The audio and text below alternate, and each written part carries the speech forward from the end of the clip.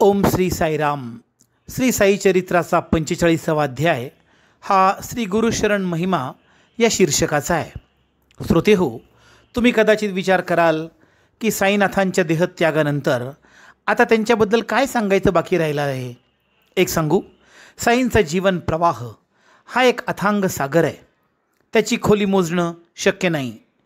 साईनाथांच्या देहत्यागानंतर त्यांचं दिसणारं रूप जरी दृष्टीआड गेलं तरी साई चरित्र ग्रंथरूपाने बाबा चिरंतन आपल्याच जवळ आहेत असं ग्रंथकार म्हणतात. हेमाडपंत म्हणतात, आपल्या दशेंद्रियांना साई नामाची आवड लागली पाहिजे. ही खरं तर समाधी, हे खरं तर अनुसंधान. डोळ्यांनी साईंची मूर्ती पाहताना तोंडाने बोलण्यासाठी मुळीच हट्ट करू नये. साईंचं गोड चरित्र ऐकताना जीभ इतर स्वादांकडे जाऊ नये. साईपासून जो एक क्षणी वेगळा राहणार नाही तो खरा बाबांचा भक्त. अहो, जो संसारापासून विरक्त नाही तो साईचरणी काय आसक्त राहणार. ईशभक्तीत एकाग्रता साधण्यासाठी मनोनिग्रह, इंद्रियांवर संयम, विषयभोगाची अरुची आणि दुःख सहन करणं हे शिकावं लागेल. श्रोते हो, साईनाथांच्या हयातीत त्यांना प्रत्येक वेळी सल्ला विचारण्यासाठी आणि त्याप्रमाणे वागण्याची रीत शिर्डीत होते. पण त्यांच्या देहत्यागानंतर सुद्धा हीच पद्धत सुरू राहिली. पण त्यांच्या तसबिरीसमोर चिठ्ठ्या टाकून. हा प्रयोग कसा सुरू झाला ऐका आता.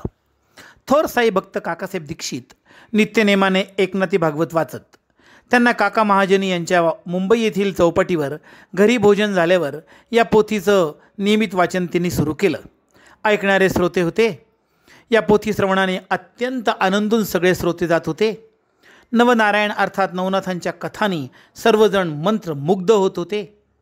पोथी वाचन पूर्ण झाल्यावर काकासाहेब माधवरावांना म्हणाले, काय हो, ही नवनाथांची करणी, महाप्रतापी नवनाथांचं ज्ञान आणि त्यांची योगसाधना खरोखर धन्य आहे. आपण त्यांच्यासारखं होऊ शकू. मला तर वाटतं आपला जन्म वाया गेला. काकासाहेबांचं हे बोलणं ऐकून माधवराव देशपांडे यांच्या मनाला एक अनामिक हुरहुर मागे लागली. त्यांनी विचार केला, साईनाथांचा सहवास ज्यांना मिळाला त्या काकासाहेबांची अशी अवस्था का व्हावी.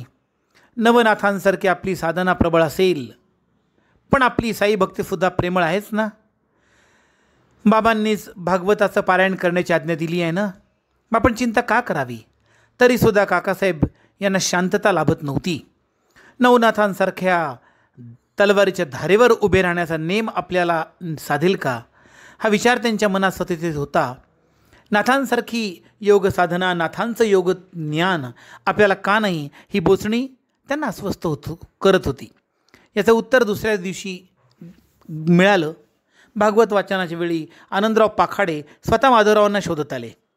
त्यांनी काकासाहेबांसोबत आपल्याला पडलं एक स्वप्न सांगितलं. एका महासागरात कंबरभर पाण्यात मी उभा होतो. समोर साई महाराज उभे, त्यांचे पाय पाण्यात बुडालेले. मला त्यांना नमस्कार करायचा होता, पण त्यांचं चरण पाण्यात असल्याने मी नमस्कार कसा करू. यावर माधवरावांनी बाबांना आपले पाय पाण्यातून काढण्याची विनंती केली. साईंनी पाण्यातून आपले पाय बाहेर काढले. मग आनंदरावांनी नमस्कार केला. बाबा म्हणाले, तुझं कल्याण होईल. माझ्या श्याम्याला एक रेशीम काठीचे धोतर देऊन टाक, म्हणजे तुला सुख मिळेल. काकासाहेबांनी स्वप्नदृष्टांतानुसार एक धोतर आणलं आणि ते माधवरावांना देण्याचा प्रयत्न केला. माधवरावांनी धोतर स्वीकारलं नाही. ते म्हणाले, हे आनंदरावांना पडलेलं स्वप्न आहे, त्याची मला सत्यता पटली पाहिजे. यावर तोडगा म्हणून चिठ्ठ्या टाकण्याचे आदेश देण्यात आले. चिठ्ठ्या टाकल्या गेल्या. साईंच्या तसबिरीसमोर ठेवलेल्या चिठ्ठ्यांपैकी लहान मुलाने एक चिठ्ठी उचलली. त्यात लिहिलं होतं, धोतर घ्यावे. आनंदराव आणि माधवराव यांना या साई चिठ्ठीचा मनोमन आनंद झाला. याचा अर्थ असा, गुरुमुखातून निघालेले शब्द शिष्याने लक्षात घ्यावे. जसा रोग असेल तशी सत्वपरीक्षा सद्गुरू घेतात. त्यांनी जी पोथी वाचायला सांगितली ती आपण वाचावी. त्यात आपलंच कल्याण आहे. आपलं कल्याण कशात आहे हे सद्गुरूंना समजतं. गुरुवचनावर तर्क कुतर्क करत बसू नये. हे चिठ्ठी आणि स्वप्न. यानंतर काकासाहेब यांच्या मनातील सर्व तर्क गेले. त्यांनी भागवत ग्रंथ वाचन सुरू केलं. मनातल्या शंका कुशंका गेल्या. इथे ग्रंथकार स्पष्ट करतात, देवासमोर चिठ्ठ्या टाकल्या तर जे उत्तर आलं त्यानुसार आपण आचरण करावं. उत्तर जरी आपल्याला आवडणारं आलं नाही तरी भक्तांनी घाबरून जाऊ नये, कारण परमेश्वराचं नियोजन वेगळं असतं. पुन्हा पुन्हा त्याच प्रश्नचिठ्ठ्या टाकू नये.